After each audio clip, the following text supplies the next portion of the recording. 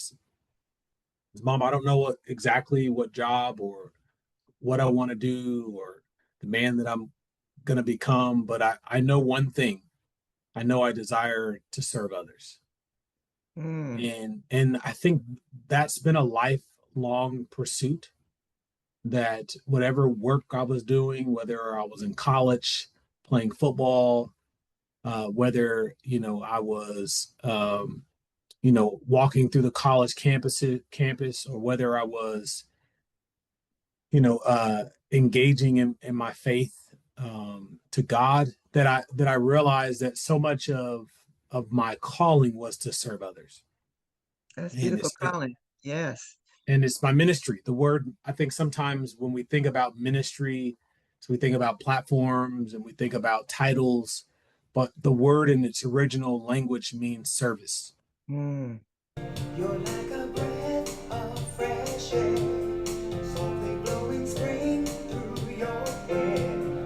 Sunlight in the sky on your face, bringing joy and love to this place.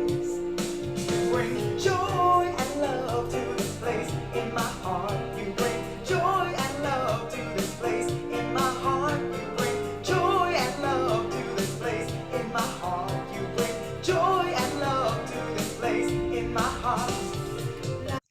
Hello, I'm Carol B. Brown Jones, and welcome to GG United by Love, our home for practicing love in actions. That's with the S on the end, by choosing love in every action. GG stands for grandmothers and their girls, and that includes daughters, daughter in laws, granddaughters, grandsons too, your family and your friends. If you're here, you belong here, and you are welcome. This is where we gather to share stories, wisdom, and reflections about life, love, and legacy across generations. If this speaks to your heart, I invite you to subscribe here on Substack and stay connected with our community.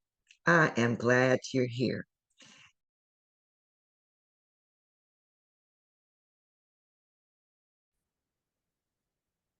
Hello, I'm glad to have you with me today. And today I have a surprise for you. I don't have a beautiful lady. I have a handsome man with me today and who has another beautiful soul. So I want to thank you for being here. I have Antonio McLemore. Did I say that right? Yeah, she said it right.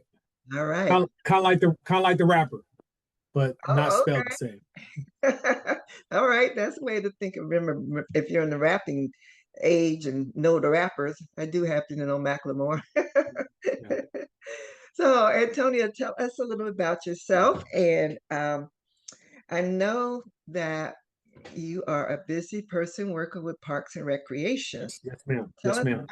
about yourself and how you got into that. Yes. Yeah, no, great question. So Antonio McLemore, I am a father, I am a husband, I am a son, I am a brother, I'm an uncle, not a grandpa yet, I'm also a servant to my community. I'm a man of faith, and the work that I do at Parks Tacoma. So my role with Parks Tacoma is I am the community center supervisor. I manage all four community centers throughout our region of Tacoma. That's Norpoint, which is in northeast Tacoma, People's Community Center, which is on the hilltop, and then the East Side Community Center, which is obviously on the east side, and then we have our Star Center, which is in South Tacoma. And my work with Parks Tacoma has been 5 years. It'll be 5 years, April 25th. Will be 5 years that I've been with Parks Tacoma. But I would say my journey with working with Parks Tacoma started when I was 15, and I wasn't working with Parks Tacoma, but it started with a conversation where my mom had asked me a question, and she said, "Baby," she said, what do you want to do, or what do you want to be? Who do you want to be when you get older, when you grow up?" And I didn't have a specific image of like the specific thing that I wanted to do. I know I wanted to be a husband. I know I wanted to have children. Like conceptually, I had those framing together. I didn't have a specific ideal for the profession, but my response to my mom was this: Mom, I don't know exactly what job or what I want to do or the man that I'm going to become, but I know one thing. I know I desire to serve others. Mm, And I think that's been a lifelong pursuit, that whatever work I was doing, whether I was in college playing football, whether, I was, walking through the college campus, or whether I was, engaging in my faith, to God, that I realized that so much of my calling was to serve others. that's And beautiful it's calling. Yes. and it's my ministry. The word, I think sometimes when we think about ministry, so we think about platforms and we think about titles, but the word in its original language means service. Mm, And so I realized that I was called to servicing people.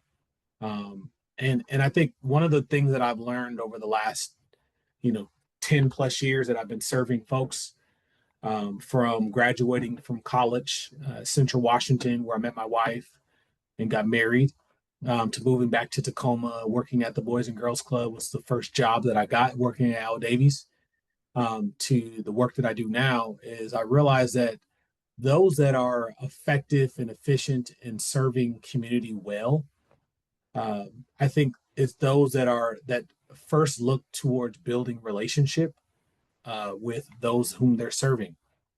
I'll never forget. I was meeting with Jock Collins, who at the time was um, uh, our strategic manager, for the city of Tacoma, and he said, "Antonio, I can't tell you how many decisions that I am asked to make on behalf of residents in city of Tacoma." He said, and oftentimes the people who are asking me to make decisions, they don't care whether I know that particular demographic of community members, whether I have proximity to that particular, um, demographic, or whether I know them. Right? Do I know them? Do I have a relationship with them? Do I have proximity to them? And he says one of the things that leaders have to do a better job of in service roles is they need to do a better job of slowing the work down to ask themselves the question of, who will this impact? How will this decision impact their day-to-day life? And who do I know? Like, how can I get close in proximity? And who do I have relationship with that can help inform me?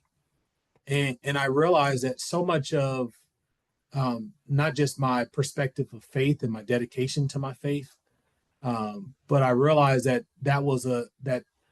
in order for me to be efficient in serving the needs of people, that I needed to be intentional about engaging with community in such a way that when I am providing a service, that it is not just in response, but is also informed by those that I'm serving.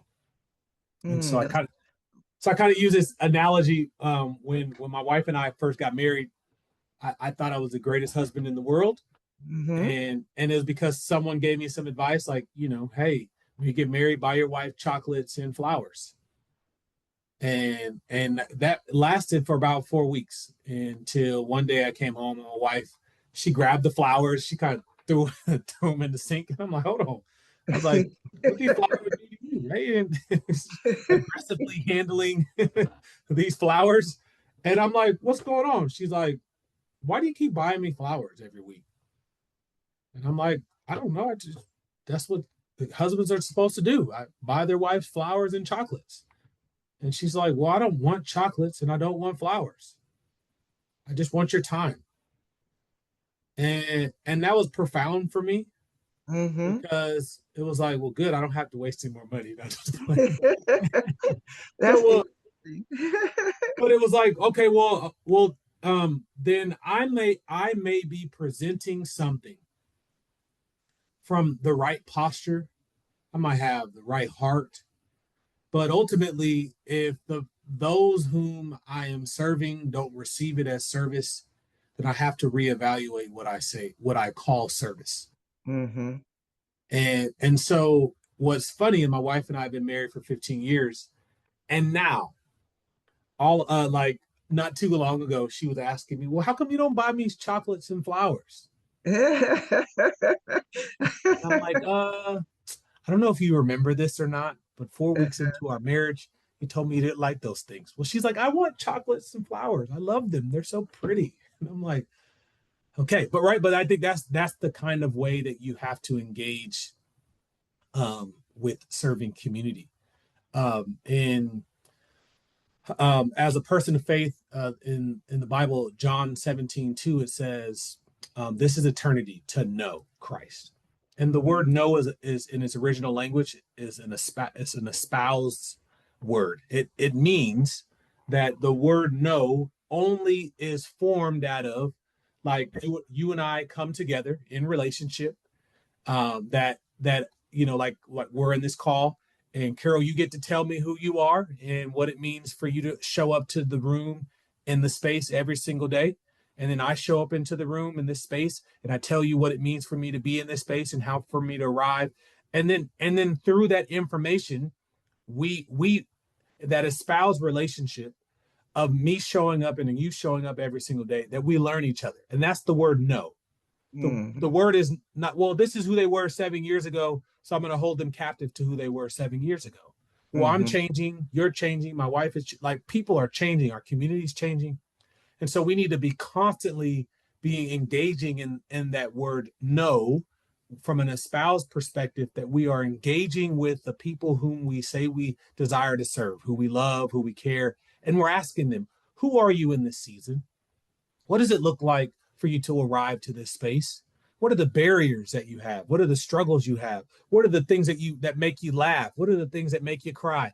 And then from that space, as a person of service, I get to make a decision based off of the information. That's beautiful. You sound like you have really, really studied community. What did you study in college? Community and you know, servant it's leadership. thank you. No, thank you. I have a master's in public health, and so I know getting to know the community is very important. And I also took some studies in servant leadership under Greenleaf, Robert L. Greenleaf, and it's all Yes, yes, about yes, yes. being in service to people. And as you are in service to people, you develop your leadership because you are current concerned of those you serve, that you want to make sure that your leaders, you're leading them to a better life, or what you're talking about. I can hear that you have really Thank you. embraced Thank you. this Thank deeply. you. Yeah, no, it's interesting that we're having this discussion, and the reason why I kind of chuckle a little bit, because I do have a master's degree. It was not easy at all. School was not easy for me. I took a seven year break from college, and before I ever went back to get my master's, I was an athlete, and as an athlete, I learned how to navigate the learning institution. I knew the teachers that liked athletes, and that Mm, would give me a little bit more time to take, to do my test, and would spend, they were more intentional with the grading process than maybe just than, they were more intentional. They had a grading process that was reflected of those that they were serving. And I knew how to navigate that system, but learning was very difficult for me. I tell people it's funny about the work that I do, which requires a lot of communication and soft skills, that growing up, I had a real fear, like even to this day, fear of public speaking. Like it's gotten better because obviously I've been doing it for over a decade or so. But like I used to get, like, my hands would shake, sweating. Like my leg used to go into like this shaking convulsion. I couldn't stop my leg from shaking, like a morning sickness. And it's funny that God uses our weakness as our strength. mhm, And that would be the case for me, because I struggled through this. I failed forward. I was talking to a group of high school students, about 30, 35, 40 high school students, at Gridiron Sports Performance Academy, or not, but Sports and Performance.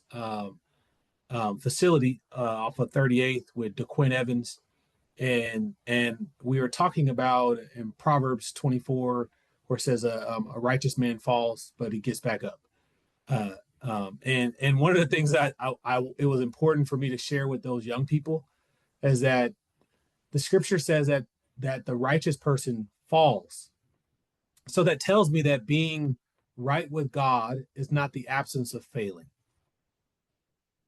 And Right. I think it's important for young people to realize that failing is a part of the gig of engaging in our human nature. But I think it is the things that we feel purposed and called to, right? Like for me, like my relationship with God, and then the things that I'm called to are the things that forces me to get back up. And so thank you again. I want to affirm, thank you for the compliment around, because it looking at, if you ran into me, if you see me in middle school or in high school, you wouldn't imagine that these two people are the same. I run into people all the time that went to high school with, and they were like, man, you are a doink, man. Like the concept of putting words together was foreign to me. Mm-hmm. Speaking was a foreign language to me, especially in public. I didn't, but something happened, like this is, sorry, I know I'm giving you a piece of my testimony, but That's fine. I love it. I didn't know how to read until I got to college. Mm, And my mother bought me a Bible, and it was a King James version, which if you've read the King James, it's really hard to read in general. Who right. art thou, thee? And we don't necessarily speak in that Right. tone or rhythm, but I did not know how to read until I started reading a Bible. And I went literally within a year, I went from like in the college that I was at, in order for you to do your English, you had to test into a class. So everyone had to take English, but it was based off of your test. Well, I was testing at an English like 40. So you had to do 3 years. It was going to take me 3 years to get to an English 101, which is considered standard. Mm-hmm. And so I would have had to do English um, 40, 49, English 50, 50, 59.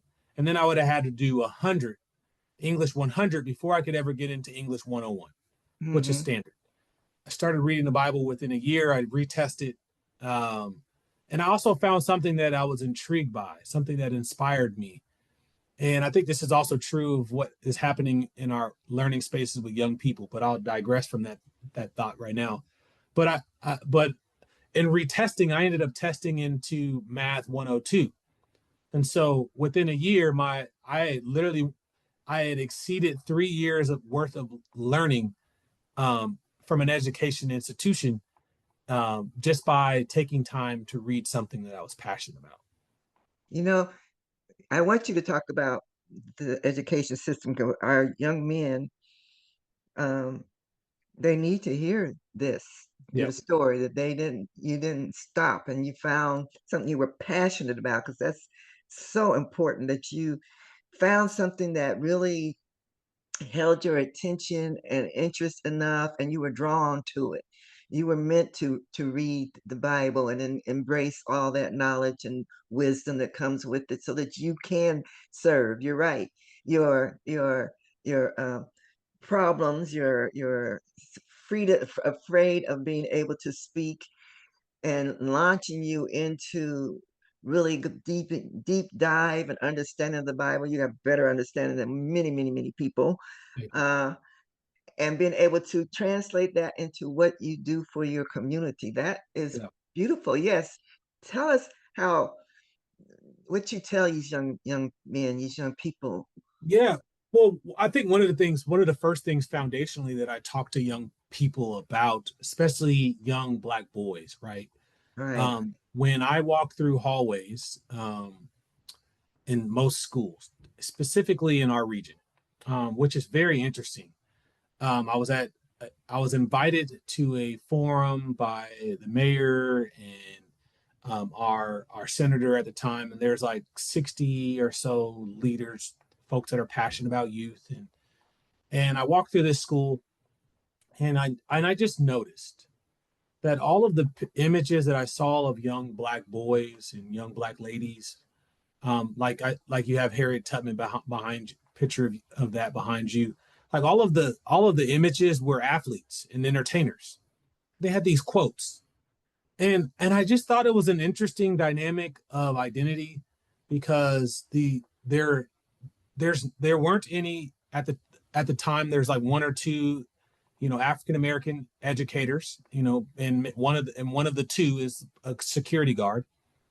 And so I started asking questions to the young people in the room. And I'm like, well, when you walk into a school building, and the images you see are entertainers, and then the educators you see are a paraeducator or a security guard. What does that tell you about this particular learning place?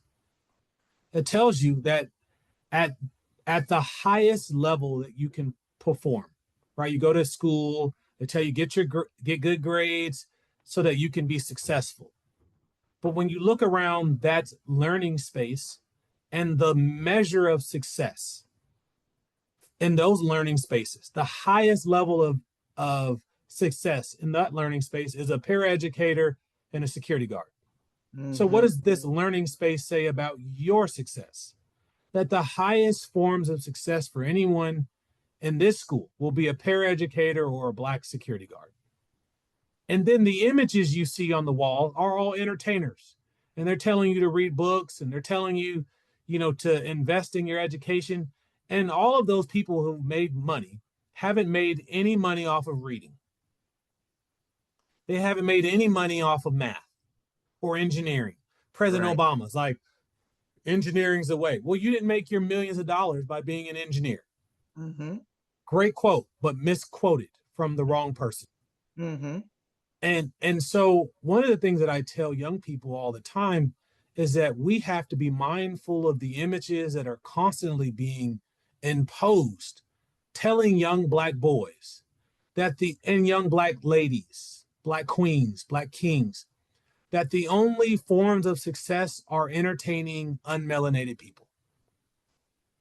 Our success cannot be subjugated to entertaining white folk. Mm-hmm.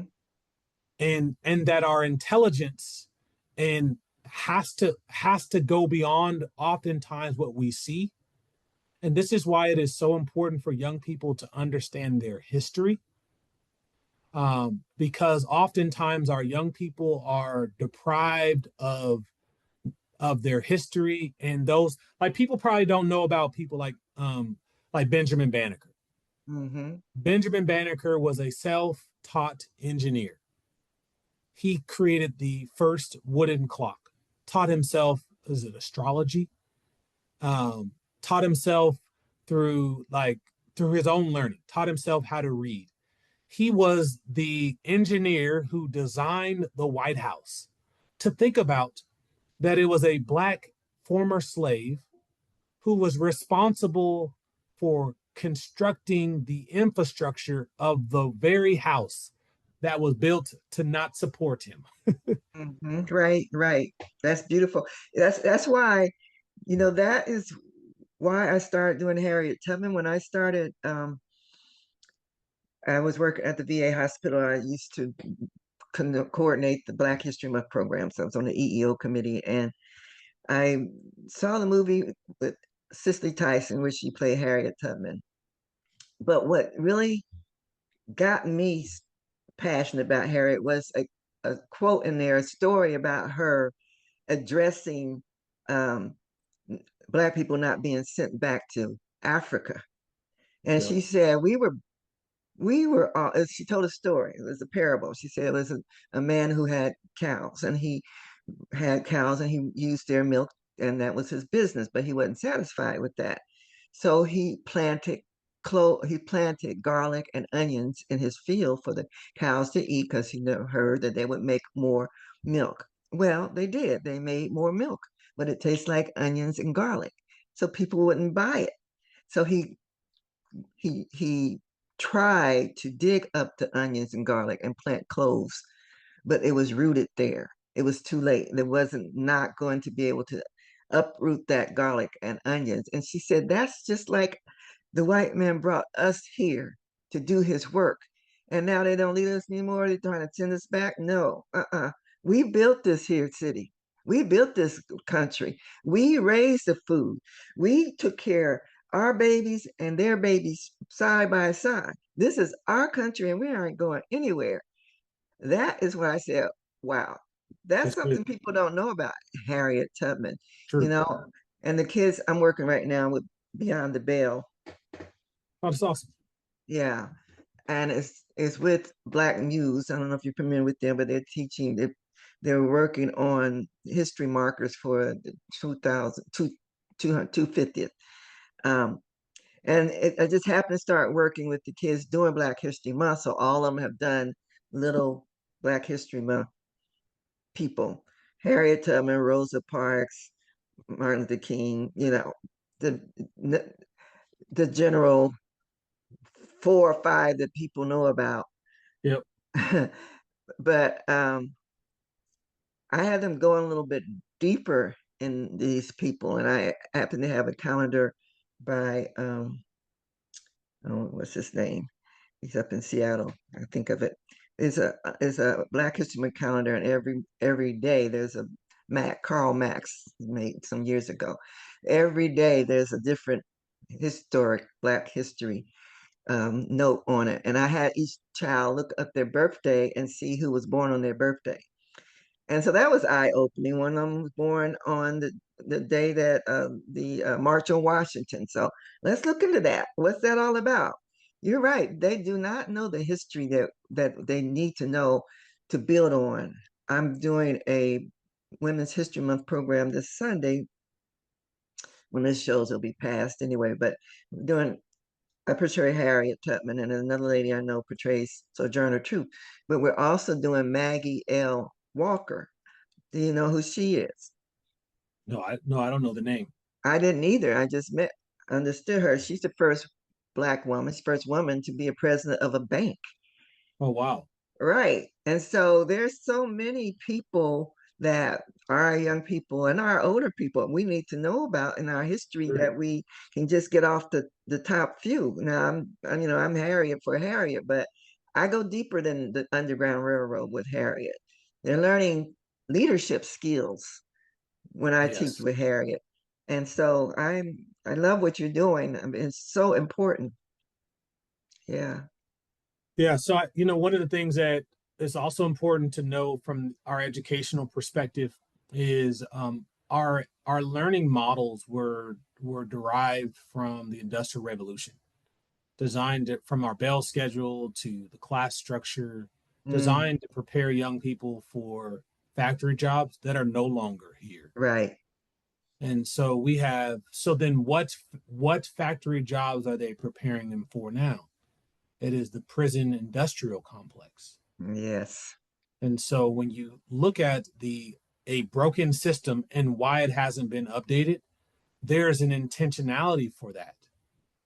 Because if I continue to give young people a broken system that's not working, then it will ultimately benefit them or prepare them for, because it's not preparing them for jobs that no longer exist, then it will ultimately lead into young people being ill-equipped for the market, and then will lead them into the prison industrial complex. Right. And so I was on a call with some of the leading African American educators, and I got an invite from a friend from an event that I did. And what was fascinating is they had this kind of heat map.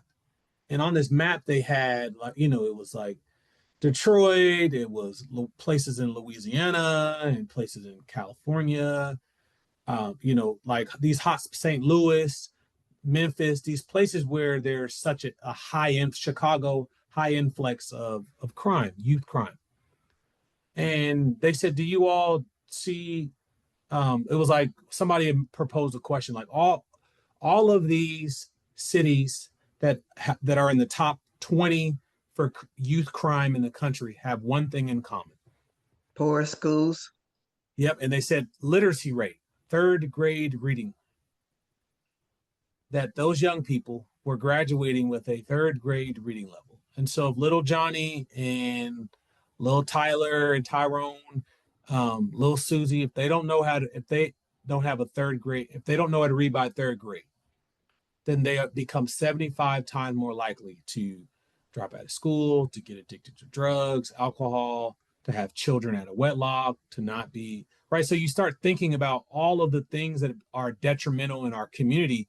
Goes back to learning. And this is the same exact issue that we've seen in slavery, where they, what's the axiom, that where they would say if you want to hide something from a black person, you hide it in a book. Yeah. Right. And so like we have access, young people have access to so much information, but many of them don't read. And here's a problem with our institutions is because we're just passing young people through. We're Right. passing is we don't figure out that they don't know how to read until it's almost too late. They're a junior or senior in high school. And we realize that they don't know how to read. And so they miss out on very consequential brain development skills that they learn from reading. Yes. And so this is why our children, our boys, why our young ladies are engaging at a high level in the industrial prison complex. Mm-hmm. Why? Because this is by design. And so a part of what we have to do is things like Booker T. Washington would talk about, Mm-hmm. taking control of our own narrative. Mm-hmm. And that we no longer subjugate our success to external communities. Right. Yes, give us what we owe, right? What's owed us. But at the same time, while we are advocating for that, we have to learn to chew our gum and walk at the same time. And we have to start building up our own communities. And it's like I told a friend was mad because the school his sons went to, he has 2 children in elementary. And he's like, well, my children aren't learning, their Black history. And they're only hearing about Martin Luther King, and they're not hearing about Malcolm X, and they're not listening. They're only the Rosa Parks and Dr. King. And I said, well, I think it is unfair expectation to put the school districts, like to have the school district being responsible for educating your children on its history. Right. I And agree. I think we have to be responsible as elders in our community of continuing to stand in the gap for as long as we can and pass through as much information as possible. I'm not an evolution guy, but I remember when I was in college, my professor saying one of the key and most consequential pieces in order for evolution to exist and to continue is the transfer of information. Mm-hmm. Well, maybe the reason why we have been stuck is because we have stopped, or whether it's been imposed or whether it's been by design, but the information has not been disseminated to the next generation. You know, you are talking my language right now because my newest book, Get on Board the New Underground Railroad, Yep. is exactly what it's all about. Us stepping up. I say grandmothers, but grandparents, we need to Yep. step up and reach back and make the changes we want to see. The Agreed. Underground Railroad were people helping other people. It wasn't about the tunnels and the hidden roads. It was all about people coming together and Yep. saying, this needs to be done. Let's make a safe place. Let's get these people out of this system of slavery. And we're still dealing with the system of slavery with our children and their minds, and the Yep. pipeline to jail is still very strong. And Yep. you're right, it's up to us to make the change. Tell us what you're doing at your recreation centers. Yeah. So one of the things that I think is really important for families to know is one of the things that I knew in coming to Parks Tacoma is, there was a center not maybe less than a mile from my house growing up, and I couldn't afford to attend. I couldn't afford to go. I couldn't afford a membership. My parents couldn't afford it. My mom couldn't afford it. And so one of the things that I knew that we needed to do in working towards healing breach relationships with families is we needed to provide a safe and a safe place for our youth by removing the cost barrier. So a young person 18 and under can access all 4 of our community centers for free. This gives Beautiful. them access to pool, gives them access to drop-in activities and programs, gives them access to our fitness area. And so there's so much that can happen when young people just have access to reimagine their world. So at our community centers, we have every location but Star Center. We have pools, we have basketball courts, we have open gym hours, we have strategic partners with places like Boys and Girls Club at the Eastside Community Center, which provides our youth services, our Mm-hmm. youth engagement. And they do all the way from 5, I think 6 years old to high school students, where they provide meals, snacks, uh, resiliency programming, youth enrichment programming, and things like at People's Community Center, where we have drop-in activities that happen through different educational programs, with working with dance classes where we work with Chelsea McElroy, with Vision Step Team and Hearts for Kids, with India, who has I don't know why I'm spacing our name, but India has a group. Is it Kids on Fire? Gosh, she's gonna kill me that I mess up her name. But like, just a lot of incredible programming that are happening in our buildings and our spaces for young people, for our community advocates, community organizations, to fill in that learning gap, that cultural responsive piece to our National Night Out with Miss May, and our Safe Streets L Street program that happens uh, in August of every year. And so we have a lot of incredible activities that are happening and programs that are happening in our spaces. And the reality is I think there's still yet work to be done, because our programming should always reflect the needs of the community. So as we get feedback from community, is as our programs begin to shift and adjust. I want to talk with you off this Okay. about my idea to bring intergenerational program. Yes. Yes. We need the wisdom of us older people Yes, connecting with ma'am. the younger people, and us communicating and getting to know each other, and becoming a you know, the the African proverb, it takes a village. We need that village Yep. feeling I again. agree. Yeah, Yeah. we need that cohesion. Which thank you for mentioning, because we have designated space at all of our community centers. And so they started out as teen hubs, but we knew, coming out of the pandemic, that the 2 biggest demographic of community members that were impacted was our youth and our seniors. And Mm-hmm. so we created a teen space, but teens don't get out of school till 2:05, 2:15.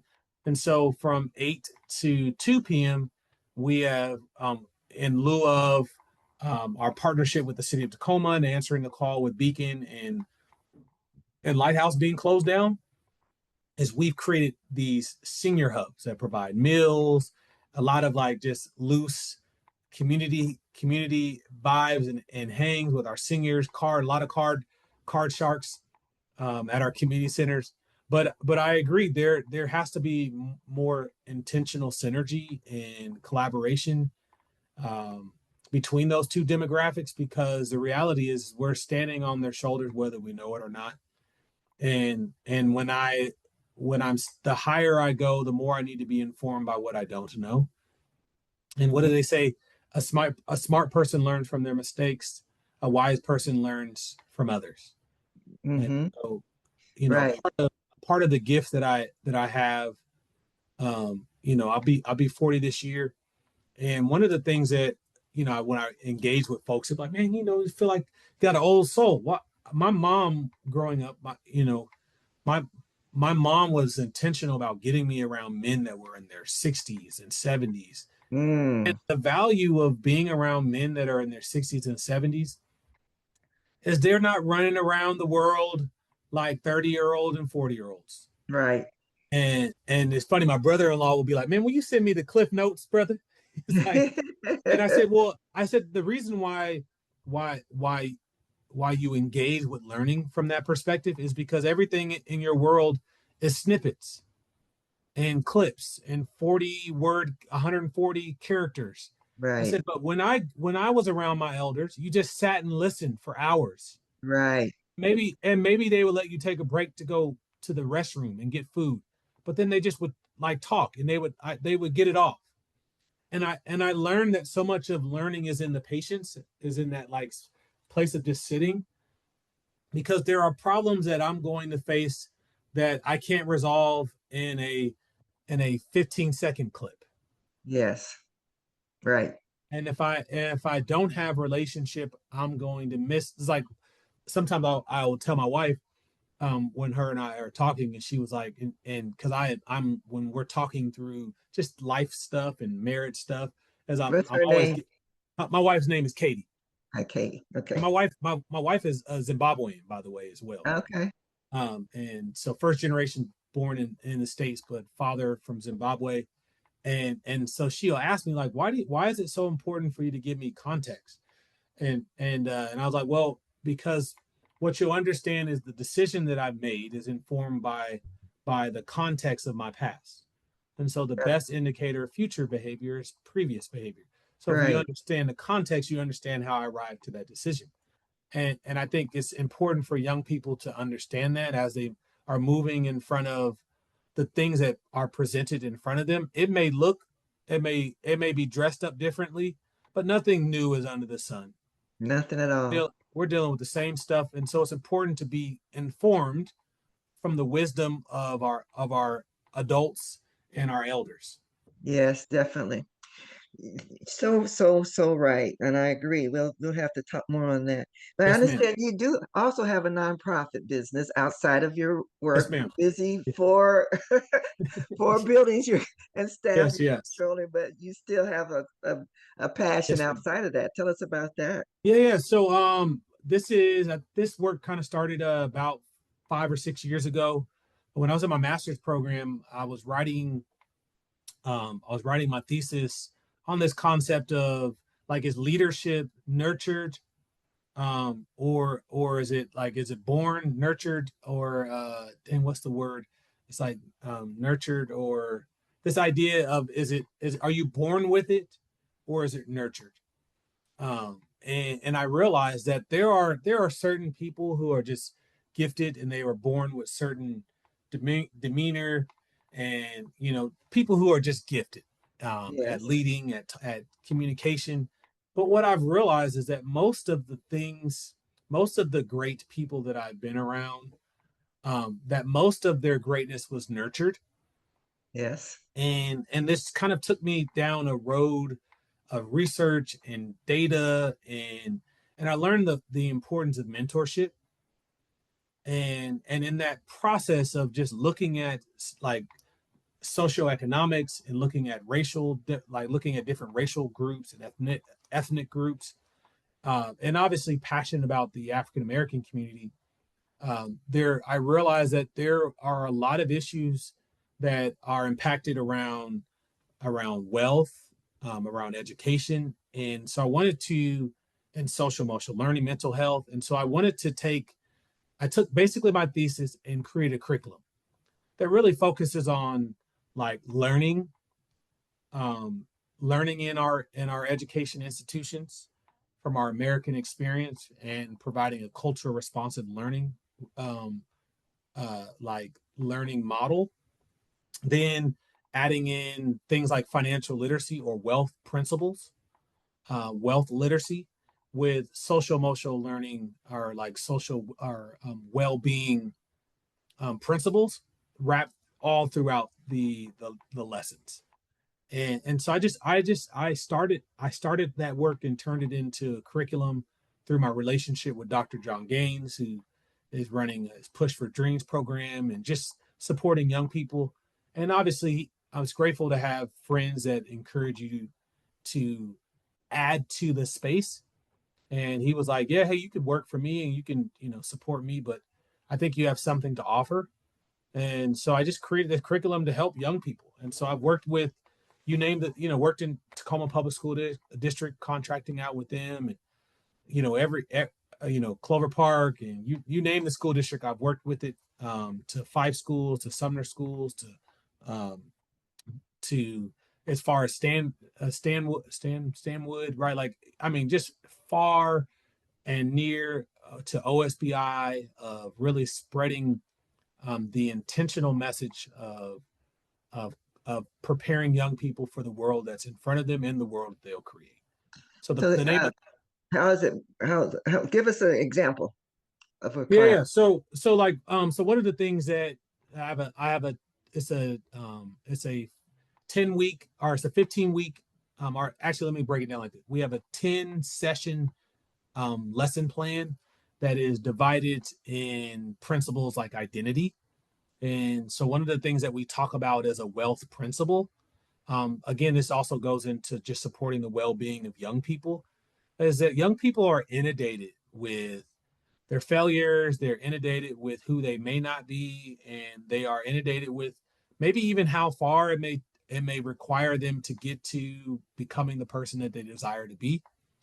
And so we do a lot of like work around identity, and using a cultural responsive lens around identity. So like things like that I've learned from like our name is one of our first lessons. And the power of names is names, maybe not always in our American context, but when we look around the world, names are are valuable because names tie us to all those that have gone before us. Hmm. Also tie us to our assignments. Hmm. And so, like when you look at other cultures, and you look at like there might be a name. Like I've done enough enough to be dangerous, but not to be an expert. Of like Okay. there are certain names that are derived in certain African families or in certain Indian families or native or indigenous families, and the name speaks to like a they might be a warrior or their name might mean love, and those names become the very identity that makes up that person's character.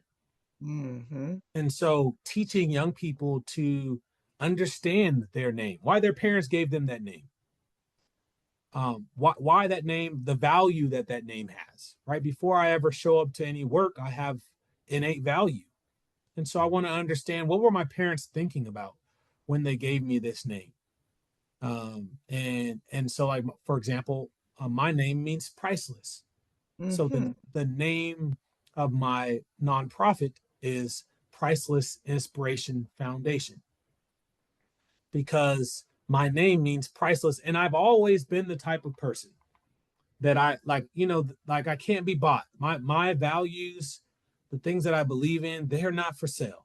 Hmm. Now, I've been stubborn in the sense that that that that there are certain, I just would have friends that would do anything for fame, they do anything for money, they would do anything for the things that they desire, and it never stopped me from wanting or desiring things, but I just knew that there was a way that you would have to go about doing it. Right. Again, which ties back into culture. Like I've spent time around the world, and I spent time in India, Calcutta, and you learn that there are people who that they embrace even from a farming perspective.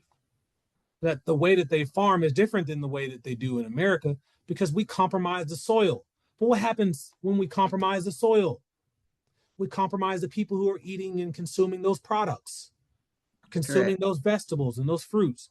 And so because we've compromised our process for the value of bringing in money, is we are harming people. We are harming our land. We are harming the soil. We are harming the people who consume. All for making money. And it doesn't mean that I don't like if I don't want to make money. Like my world and my lifestyle requires money, Hmm. but I want Definitely. to do it in such a way that I don't compromise my integrity doing it. Right. Right. That's beautiful. That's a lesson that they will not get in school. Yes, for sure. Yeah, they're not going to get it on, they're not going to be looking for it on social media, so they're Agreed. not going to get it. So that is beautiful. What age is that program for?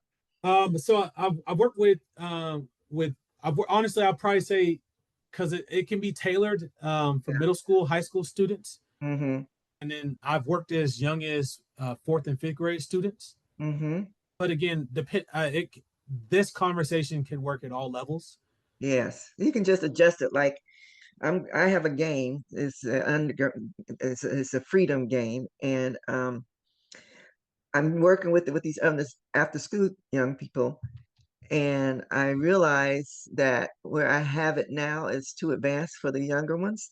Yep. So as I go, I've been modifying it for them, and that's a learning process. It's one reason why I was doing it because I wanted to, get the feel of it.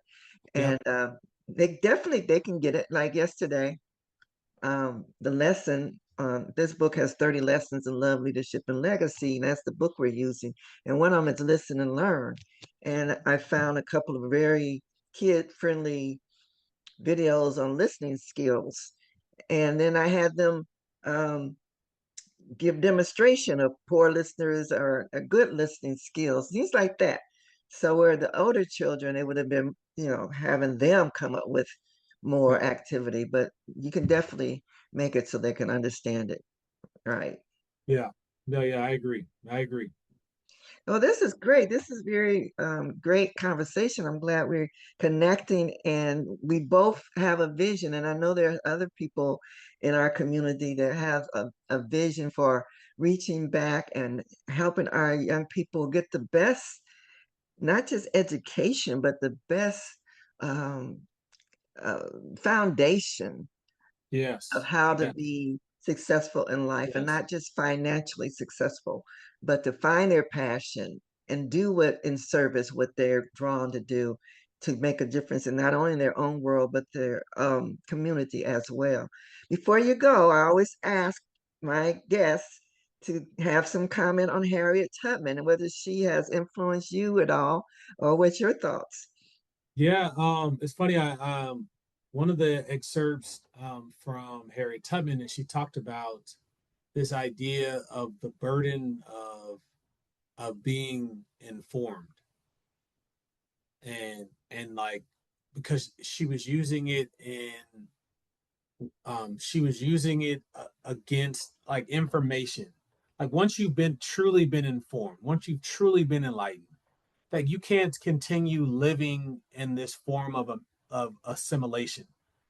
And so it's funny because sometimes I find myself in spaces where because I have been informed on certain things from my elders, that there's a certain way that I like that I'm just I that that that I'll never be able to show up in a room any other way because of the information that I've been informed. And so when I think about Harriet, I think she was blessed and burdened because a part of what she was burdened by is that she used to have these dreams from God. So she was burdened, right? Paul talked about this. Paul talked about this in First Corinthians 9, and he was like, I have liberty to to to get resources from you all, but I won't do that because I have no choice. I've been burdened by God to give you this message from the Lord that is transformative and can change your life. And so I choose not to function in my liberty and my authority, but I give this to you because I've been burdened. And I think when you run into people like Harriet Tubman who were burdened by God with a mission, she wasn't doing this so that we would write books about her. She wasn't doing this so that her name would be, it should be on a dollar somewhere, right? Like she wasn't doing this to be famous or even to be written in the history books. She was burdened by a call that was bigger than herself, even putting her life on the line and in risk of death. And I think we've gotten away from from from creating spaces in our young, like with our young people, where they are burdened with truth, and that they spend their entire life pursuing a truth that is bigger than them. And that's what I was inspired by Harry, is that she was burdened by truth, and she spent the rest of her life transforming other folks' lives, with her life being in danger doing it, because it was more important for her to serve others and to serve her mission than it was to pad her pockets. Right. She was burdened by the truth that she knew all men was worthy of being free. She was worthy Yep. of being free. Yep. And she knew that from her inside her heart. And so that was her, like you said, in service to not only get herself free, but all that she could. Yep. And definitely that was truly a burden and a blessing. And Yep. she was all about taking care of people. She would probably be so surprised that we're still talking about her. Yeah. She died in 1913, and we still talking about her, and we'll continue to pass on her stories because Yep. she did leave a legacy that we want to hold Yep. on to. It came to me while you were speaking about names, but I forgot to mention them. My daughter, my oldest daughter, who was a painter, painted these picture. Her name was, Oh wow. I said, well, she's passed on. It was Adia, and it means a gift from God in Swahili. So, Yes. yeah. Yes. Names, right? Names, definitely. Names are Power. powerful. Yeah. Well, Power. Antonio, it's been great to have this time with you. I appreciate Thank you. it. And I look forward to having more conversation with you because I want to get into community centers and bring some Yes. intergenerational activity. So we'll talk about Yes. that. Let's do it. Yes. Let's do it. Yeah. Well, thank you for being here and have a blessed day and You as keep well. keep serving our community. Yes, ma'am. We Yes, ma'am. need you. Yes, ma'am.